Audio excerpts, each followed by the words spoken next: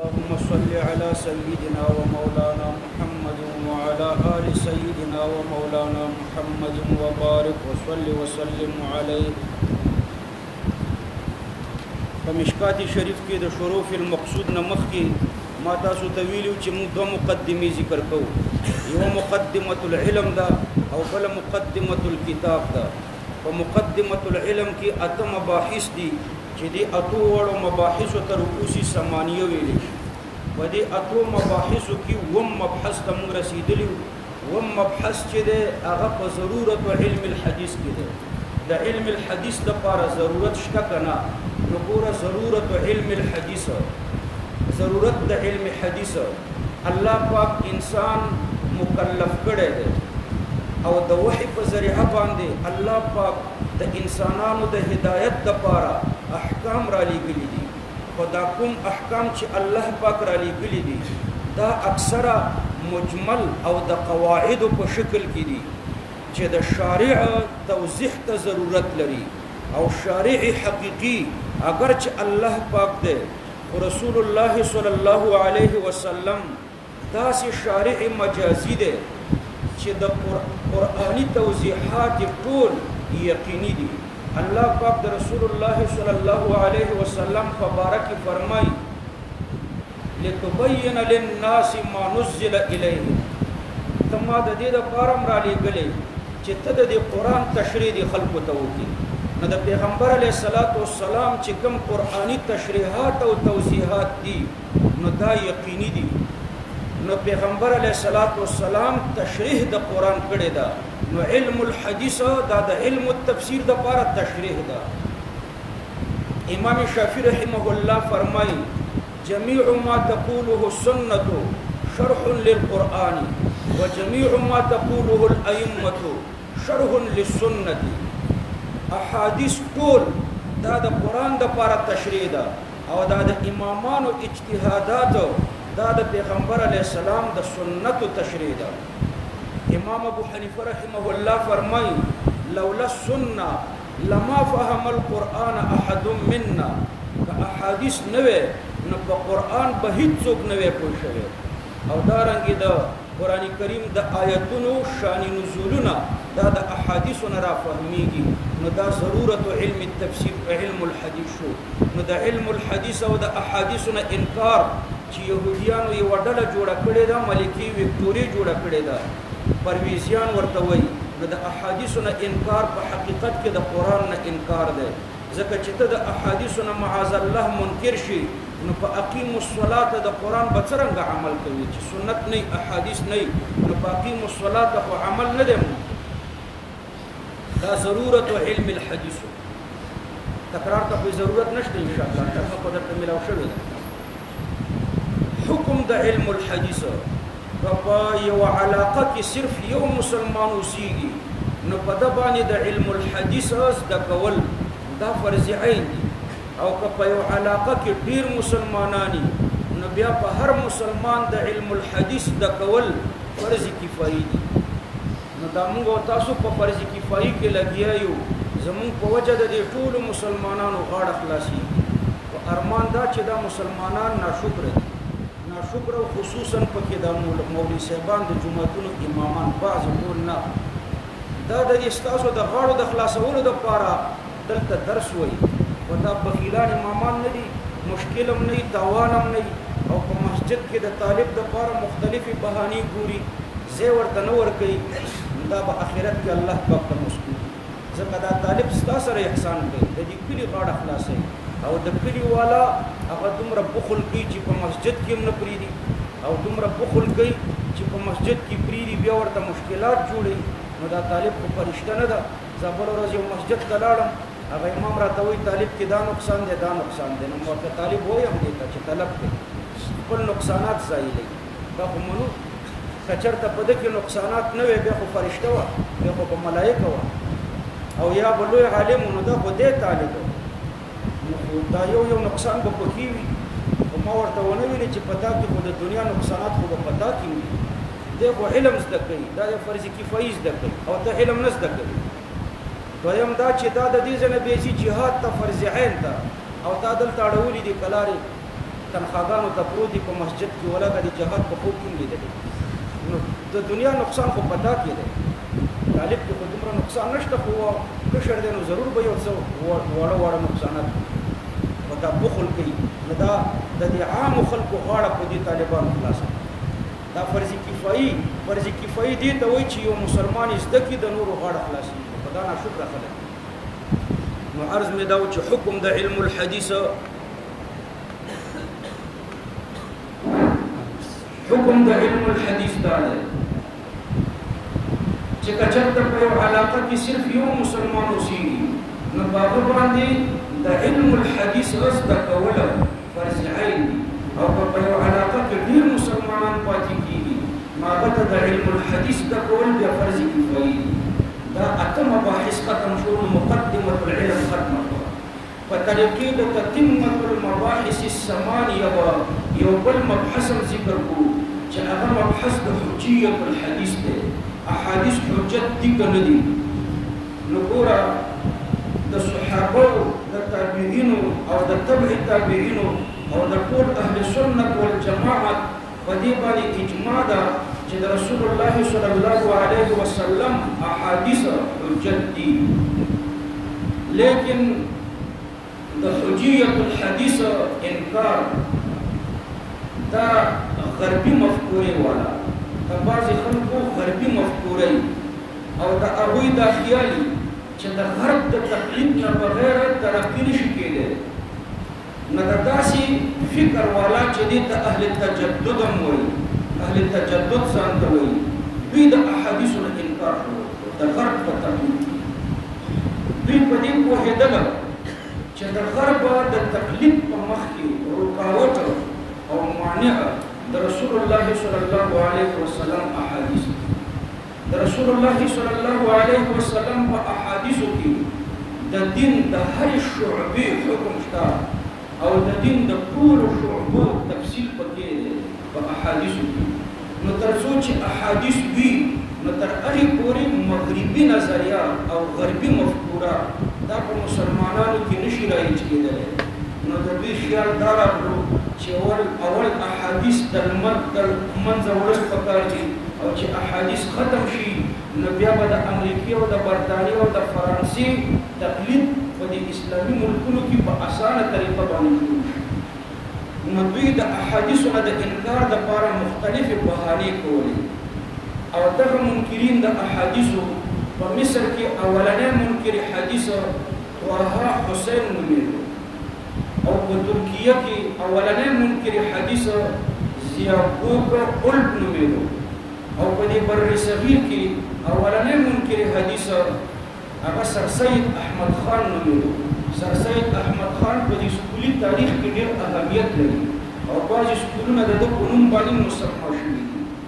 خو دوی صراحتا انکار د احادیثو نه کول بلکې په منافقانه انداز انکار د احادیثو نه شروع کوم حدیث به چې د غربي مفکورې په مخ کې رکاوټ نو د هغې حدیث د صحت نه به انکار وکړو ولو که د دې حدیث سند به بلکل صحیح خو دوی به ویلې چې دا حدیث غیر صحیح دی ځکه د غربي مفکورې نه به خلاف لکه دا پنجپیریان نه دي پنجپیریان د صحیح حدیث نه انکار کوي د دې وجې نه د صحیح حدیث نه انکار کوي چې حدیث د عقل د دوی د عقل نه خلاف لکه ما د پنجپیریانو د یو لوی شیخ نه واورېدل په درس کې مې ترې نه واورېدل چې د حضرت عایشې رضی الله عنها د حدیث نه انکار وکړ حضرت عایشې رضی الله عنها به چې خپلې کوټې ته تله په کومه کې چې پیغمبر علیه السلام دفن شوی و نو د پوره پردې خیال یې نه کوو بیا چې ابوبکر صدیق صاحب دفن شو نو بیا به یې د پوره پردې خیال نه کوو بیا چې حضرت عمر رضی الله عنه دفن شو نو بیا به د پوره پردې خیال کولو ولې به یې کولو حیاء من عمر د حضرت عمر نه حیا ورکړه حضرت عمر په قبر کې ژوندی و ځکه حضرت عایشې ته ترېنه حیا ورکړه حضرت عایشه ورته ښکارېده ځکه ورته حیا ورکړه نو دا صحیح حدیث دی په اعتبار د سند خو ما د پنجپیریانو د یو شیخ نه واورېدل چې هغه ویلي وایي دا حدیث د عقل نه خلاف دی ځکه چې د حضرت عمر رضی الله عنه نظر منو خاورو نه تېرېږي له حد کې پروت دی له حد په سر کاڼي پراته دي بیا په منونو خاورې پرتې دي د دې له حد او د دې خاورو نه نظر راوځي او د حضرت عایشې د دې نري ټیکري نه نظر نه تېرېږي نو وایي دا حدیث د عقل نه خلاف دی په دې حدیث رد په دې او د یو وابي نه مې واورېده دا وابیان منکري حدیث دي ګوره د اهل حدیث په جامه کې دا منکري حدیث دي اسانه زکات وایو دوی په متعارضاتو کې د یو طرف نه مطلقاً منکر دي لکه رفع الیدین مسأله کې احادیث متعارض دي ابو داود کې د رفع الیدین باب هم دی د ترک د رفع الیدین باب هم دی دا د ترک د احادیثو نه مطلقاً منکر دي او زما سره یو کتاب د عبدالغفار ذهبي صاحب لیکلی دی ژوندی دی یو جلد دی راغلی دی بل جلد هم راځي یو جلد کې 814 احادیث دي د ترک د رفع الیدین 814 حدیث او 800 حدیث په بل جلد کې را روان دي 1400 حدیث نو چې ته د ترک د رفع الیدین د حدیثونو منکر شوي نو خو د 1400 حدیثونو منکر شوي او دارنګې د امین بصیر د حدیثونو مطلقاً منکر دي دا د امین الله بن الفتاوا کې لیکي وایي په یو حدیث کې امین بصیر نه دی راغلی حالانکې ما څلوېښت حدیث راځي د امین بصیر دا منکري حدیث دي دا حدیثونه منکر دي دا وابیان هم دا منکرېزانو را پیدا پنجپیریان هم او دا پرویزیان هم بهر تفکیر ستر غړوي رحمه الله فرمایي چې یو پنجپیری ما ته وویلې پروفیسر همدا اعتراض یې وکړ چې د حضرت عمر نظر د دومره خاورو نه بهر راوځي او د نري ټیکري نه تېرېږي د دې وجه څه ده نو ما ورته وویلې چې یو نری پتری د لرګی وچ لرګی دا ته راواله او د دې ورسک د ډیم نه کراچۍ ته بجلي تللې ده او د 2 لینونو په منځ کې کېده نو دا بجلي نه پرېږدي د یو طرف نه بل طرف ولې چې په منځ کې وچ نری لرګی وي بجلي کرنټ ترې نه اوړي د منونو اوسپنو نه اوړي خو د نري لرګي نه اوړي دارنګې دا کپړه ده دا ټوټه ده دا 2 لینې دي او دا د 2 لینونو په منځ کې راوله نو دا کرنټ د یو طرف نه بل طرف ته نه اوړي الله په دې کې دا خاصیت یې دی چې کرنټ نه پرېږدي یو طرف نه بل طرف او منونو اوسپنه چې کومې وي هغې کې دا خاصیت نشته د هغې نه کرنټ کېږي الله د حضرت عائشہ رضی الله عنها په دې ټیکري کې په دې څادر کې دا خاصیت یې ښه دی چې د دې نه نظر اخوا ته نه تېرېږي او د منونو خاوره نه تېرېږي بیا که دا عقلي جواب هم نه شي حدیث کې خو شته که نه سند یې صحیح دی خو ویې معنه د پیغمبر علیه السلام حدیث دی ستا د عقل نه به خلاف نو دا منکرین د احادیثو دي دا مختلفې فرقې دي نو په مصر کې طه حسین او په ترکیه کې ضیاءالحق قلب او په هندوستان او پاکستان کې سر سید احمد خان د احادیثو نه انکار وکړ په منافقانه انداز هغه دا چې د غربي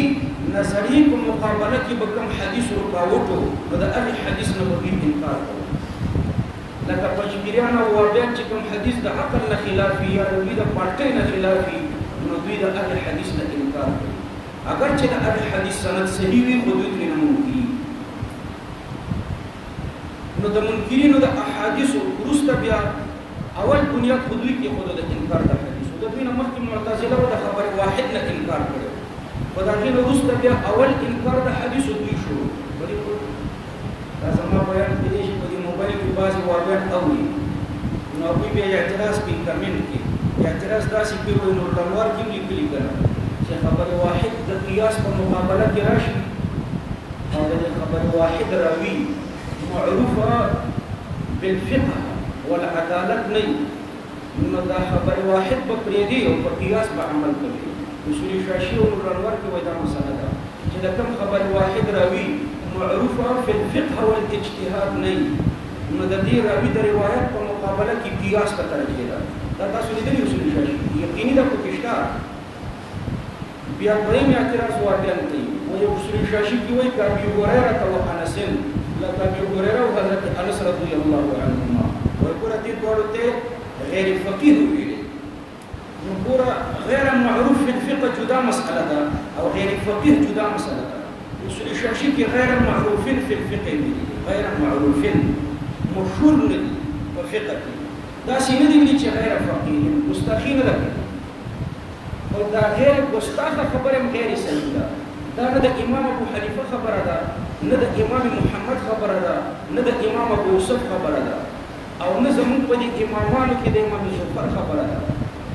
بلکې دا د عیسی ابن ابان ته منسوب قول دی او هغه ته نسبت غلط دی، یعنی اصول شاشي کې دا قول غلط دی، دا زموږ د مذهب قول نه دی. دلته اصول شاشي چې کوم قول را نقل کړی دا د احناف قول نه دی، او نورانوار چې را نقل کړی دا د احناف قول نه دی، بلکې دا عیسی ابن ابان ته منسوب قول دی. عیسی ابن ابان ته منسوب قول دی او هغه ته نسبت غلط دی، یعنی هغه داسې قول نه دی، هغه ته خلک منسوبوي. زمون مذهب دا دی چې ضعیف خبر واحد هم په قیاس باندې مقرر خبر واحد که کمزورې وي ضعیف وي هم په قیاس باندې مقرر واجب خدا د ابو هريره احادیث او د حضرت انس احادیث هغه په طریقې ولا مقرر او بیا هم دا مونږ چې د احناف مذهب دا دی چې ضعیف خبر واحد هم په قیاس باندې مقرر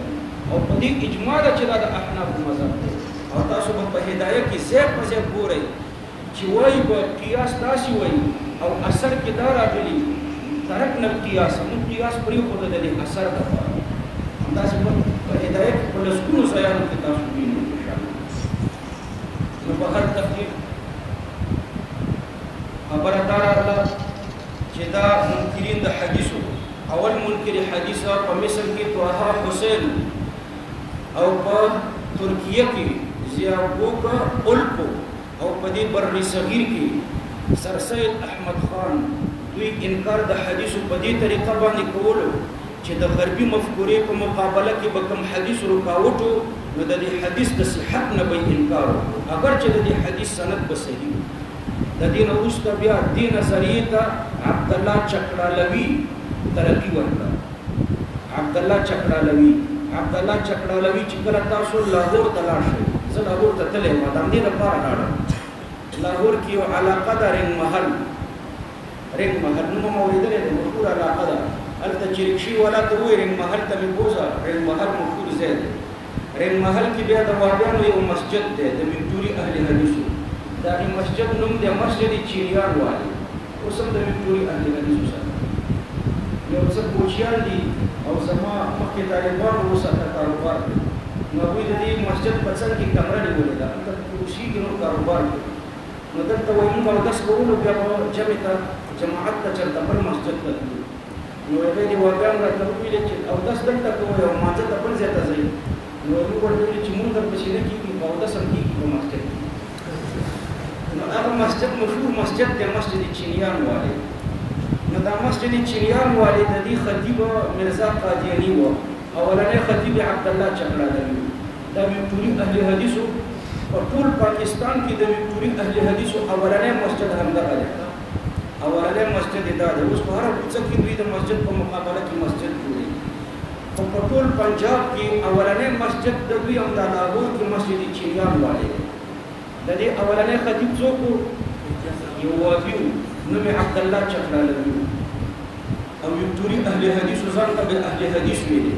او د فقه په خلاف په ټوله ورځ خپېدو، ټوله ورځ فقه د قرآن او حدیث نه خلاف کول، زه اهل حدیث یم. او بیا اهل حدیث نه ترقي وکړه اهل قرآن شو، یوه ډله یې جوړه کړه د منکرینو د حدیثو، منکر حدیث شو او د دې ډلې نوم یې څه و؟ اهل قرآن. او عجیبه استدلال به یې بیا کولو، وایي ګوره حدیث کې زموږ د ډلې نوم راغلی دی، رسول الله صلی الله علیه وسلم فرمایي اوتروا یا اهل القرآن، اے اهل قرآن وتر وکړئ. وایي دا مونږ یادوي، وایي اهل قرآن مونږ یو. او بیا وایي پوسټر هم چاپولي، وایي د ګوړې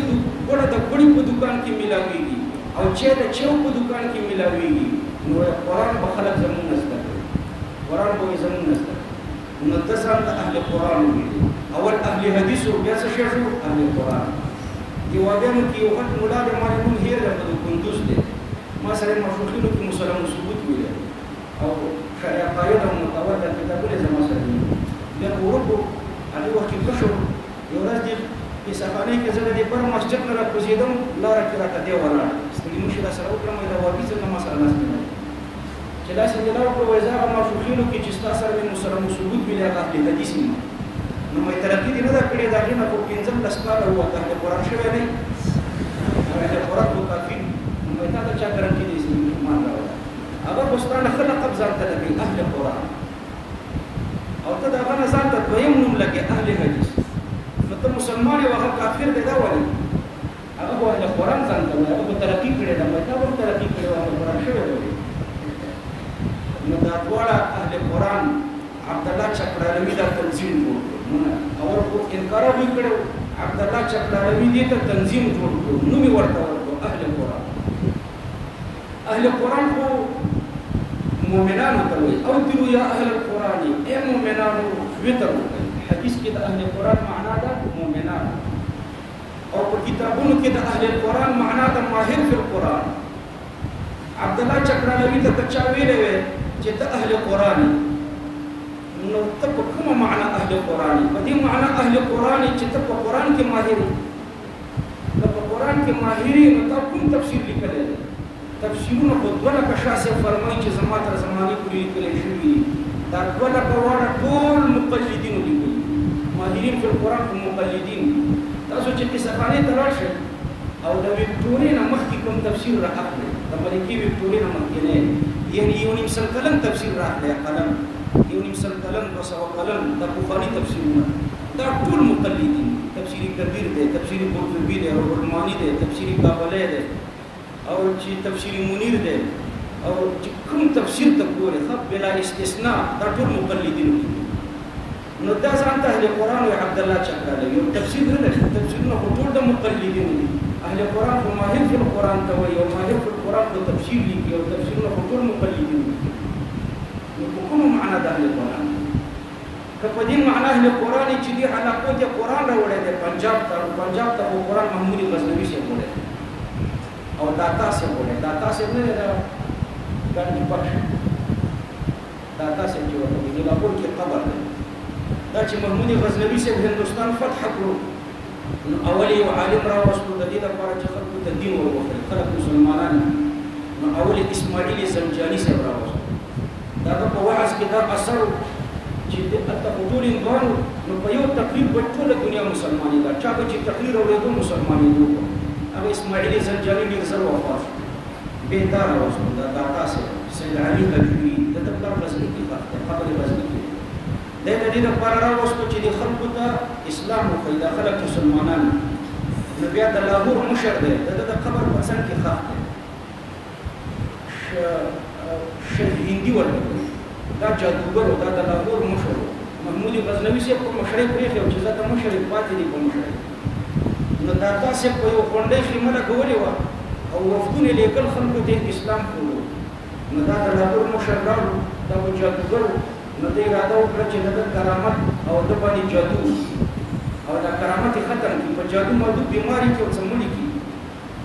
نو هغه چې ورباندې پوه شو نو توجه یې ورته وکړه په خپل کرامت یې د ده جادو ختم چې جادو ختم کړو دی چې په ځان پوه شو چې هېڅ نور نه یم نو ایمان یې راوړ او بل د کرامت نه متاثره او چې دی مسلمان شو نو ټول لاهور مسلمان سنګر غړوي صاحب د وابیانو سره مناظره کړې ده په دې مناظره کې ورته وایي وایي دلته خو دې خلکو ته ایمان د ملکونو بادشاه محمود غزنوي صاحب خو اسلام خو خلکو ته د لمونځ او روژه او زکات او حج دا خو ورته دې داتا صاحب ښودلی سید علي حجوري صاحب یعنې دا ټول لاهور د ده په لاس مسلمان شوی دی کوم لمونځ چې دلته په ابتدا کې سید علي حجوري رحمه الله دې خلکو ته وښودو هغه ستاسو لمونځ په زموږ لمونځ وهابي لمونځ یې ورته ښودلی او که حنفي لمونځ هغه وهابي ورته داسې نه شي ویلی چې موږ خو د نه یو مسلمانان زموږ نیکونه جواب ورته نه شي ورکولی نو دا د لاهور ټول د مسلمان خبره مې دا درته کوله چې عبدالله چکړالوي ځان ته اهل قرآن وایي که نه ډلې ته د منکرینو د حدیثو ډلې ته ممکن خو د اهل قرآن نو که اهل قرآن دا معنی چې ماهر فی القرآن نو په قرآن کې خو دا نه دی ماهر قرآن کې خو مقلدین ماهر دي ځکه ټول تفسیرونه د مقلدین او که اهل قرآن دا معنی چې لاهور ته قرآن راوړی دی نو لاهور ته په قرآن محمود غزنوي او داتا صاحب وړی عبدالله چکړالوي منکر حدیث خو نه دی وړی قرآن مقلدین وړی دی داتا صاحب مقلد نو بهر تقدیر اهل قرآن نو څه معنا ده په کومه معنا دی ځان ته اهل قرآن د اهل قرآن معنا دا ده چې د احادیثو نه منکر دی دا کومه اصطلاح د اسلامي که انګریزي اصطلاح ده اسلامي اصطلاح کې درې معناګانې د اهل قرآن اهل قرآن معنا مؤمن اهل قرآن معنا ماهر فی القرآن اهل قرآن دا معنا چې قرآن یې دلته راوړي او دا یو هم دوی نه دوی اهل قرآن په دې معنا او انګلیزي اصطلاح باندې چې د احادیثو نه منکر شه بس اهل قرآن وشي دا عبدالله چکرالوي دا بنیاد دی دا وابیان هم داسې وابیان په کومه معنا اهل حدیث اهل حدیث اسلامي معنا په دا ده چې ماهر فی الحدیث دا ټانکې چې چلوي وکټوریان دا ماهر فی الحدیث دي چولي خرڅوي ټیکسیانې چلوي کلنډران دي ډیروران دي دا امین الله ماهر فی الحدیث نه امین الله یو حدیث نه دی یو حدیث منی بل نه مني نو په هر ترتیب دوی په دې معنا اهل حدیث نه دي چې ماهر فی الحدیث دي دا په دې معنا اهل حدیث دي چې د فقه نه ممکن او هغه په دې معنا اهل حدیث دي چې د احادیث نه ممکن انکار د احادیث نه اهل قرآن والے دي او انکار د فقه نه اهل حدیث والے دي نو عبد الله چکرالوي دا د انکار د حدیثو لپاره یو تنظیم جوړ کړو نو ورته کې خو د اهل قرآن او دا غیر وروسته بیا اسلم جراجپوري دې نظریه ته ترقی ورکړه او بیا غلام احمد پرویز هغه ورته ډیره ترقی ورکړه یو منظم مکتب فکر جوړ کړو په دې کالجونو سکولونو کې دا نظریه ډیره عامه کړه او د بیانونو کې او د تحریراتو کې ډیر کشش مو نو په دې علاقو کې اول سر سید احمد خان بیا عبد الله چکرالوي او دا غیر وروسته بیا اسلم جراجپوري او اخر کې غلام احمد پرویز دا پرویز ډیر بد یو هغه پرویز د حضرت عمر په مقابله کې جنگیدل او مردار شوی یو دغه پرویز اصل مې دا چې کنه دی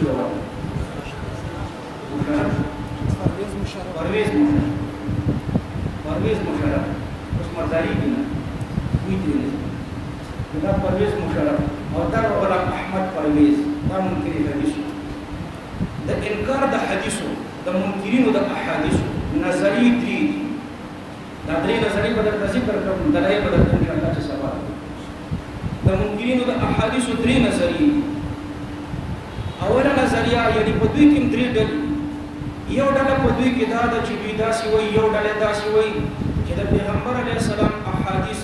نه صحابو ته حجت دی نه ما بعد الصحابو ته حجت دی نه صحابو ته نه غیر د صحابو ته یعنی یو ډله د وحی غیر مقرونه پکې منکره ده